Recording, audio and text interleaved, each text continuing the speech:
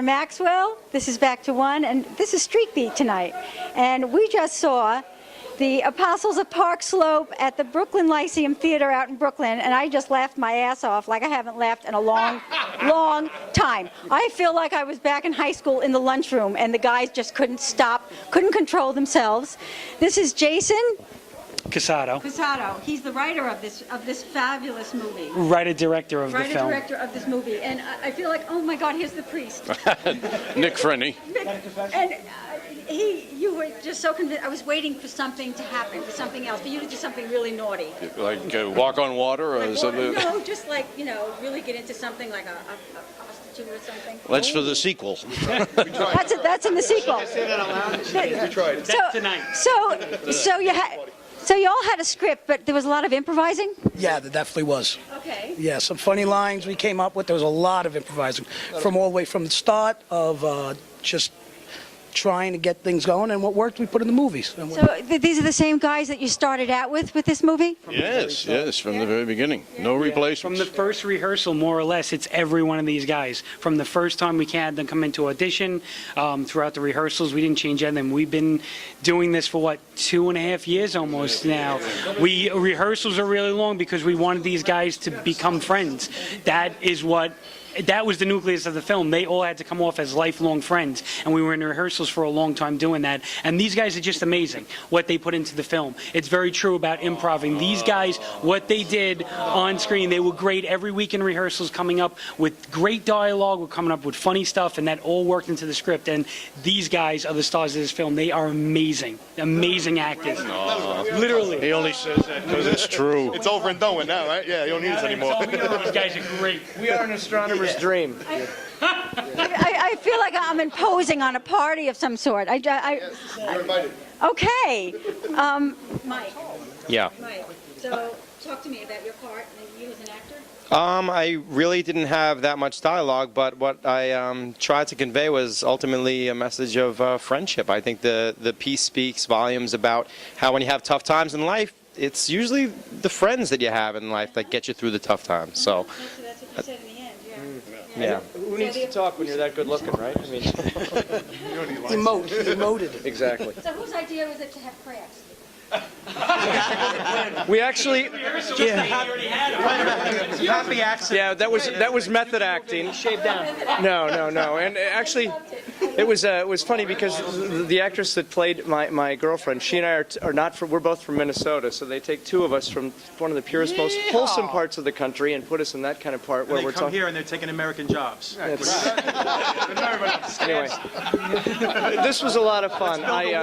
Working with these guys. It's Right around Duluth. Right around Duluth, yeah. Amazing bunch of guys. Amazing bunch of guys. Yeah. And I love the reality of the girlfriend. Like, she embarrasses you and she makes you uncomfortable. And then it's like, well, I'll see you later. Yeah, it wasn't hard for her to do. That's so it's a natural instinct. Well, that's the thing. A lot of people, that's the magic of movies. People said this film didn't have any special effects, and actually there's a huge, how could a bald fuck like that get a good-looking girl like that?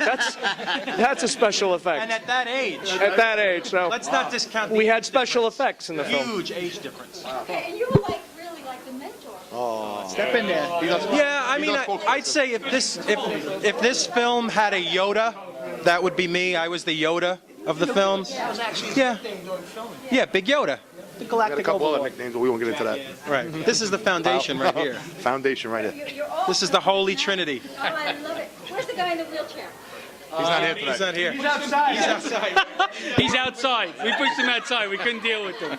We're missing three Bus on the way here, and he's in the hospital. Oh, he's a real. Getting fitted for a wheelchair. Couldn't make it. Oh, that's right. Get back into character. Can we do a roll-in? We're going to do a roll-in of this great movie, and we'll be right back. Dang, dang-a-lang-a-lang, dang-a-lang-a-lang. That was so fun. I hope you all enjoyed that as much as I did, and you must come out and see it. We have a few days left here this week. We're in the January month, and we're going to try to get everybody out to see this. We're pushing for it also to be part of some other exposure coming up soon. That'd be great. That would be wonderful. Yeah. After this, we're taking the film to film festivals from here. The idea is to take Apostles into film festivals in 2010 and 2011. So that's the goal for the film. Yeah. And taking these guys with me. So let's talk about the production of this movie. How long what was the budget like It, for you? it was about 2 years from rehearsal, from actually the original script into rehearsals, and the film cost about $30,000 to make. So it was independent in the truest sense. All the money that was raised for the film was done through fundraisers, local businesses, family and friends. No, that doesn't include the money that we owe to people. But yeah, that's yes. They didn't know that Yes. was a grant? Yeah, so that's pretty much the plan for the film.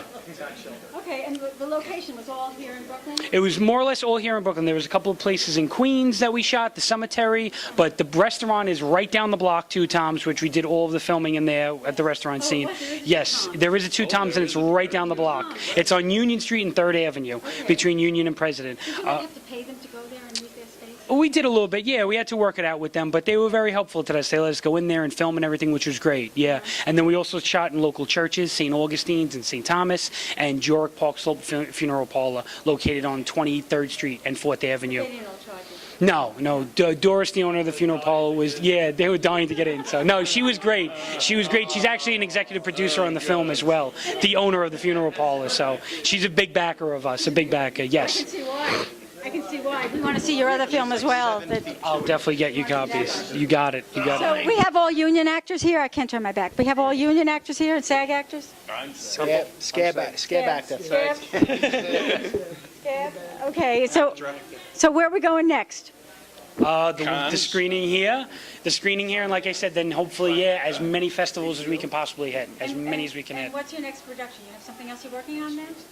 I'm working on Apostles Dozen of Park Slope, which is part 2 of this one, where all the guys go to Cancun and one of them gets married. No, I'm kidding. That would be Father Paul. Poor Nick. Father Paul gets married. Paul gets married, leaves the priesthood. Yeah, working on some scripts right now. Don't have anything set in stone, but we do have some scripts put aside that we'll probably work on as soon as this is all done, wrapped, and we get it out to festivals. So yeah. Okay. And what about the company actually itself? How does that work as a system? Well, there's 4 members. One of them is standing right behind you, Eddie Hegan. Another one is hiding somewhere here, Scott Naraki. He does all of our sound work. And then another member of our company is looking over here right now, if you can see him. His name is Adam Berger. He just hid. He does all of the carpentry and set design and stuff like that.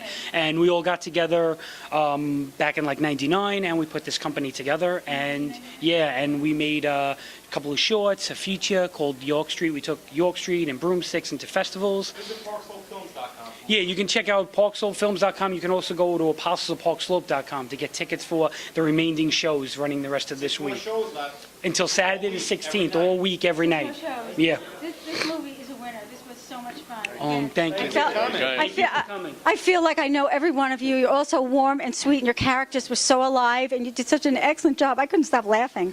I was freezing my butt off down there, but I was laughing like hell. What? Your purse is gone, so. My purse is gone. Nick had no idea that this was a comedy. When we were telling him it was going to be a serious I'm going to mix in here. I just love this show. It's so great. I'm Karen Maxwell, and we're going back to 1.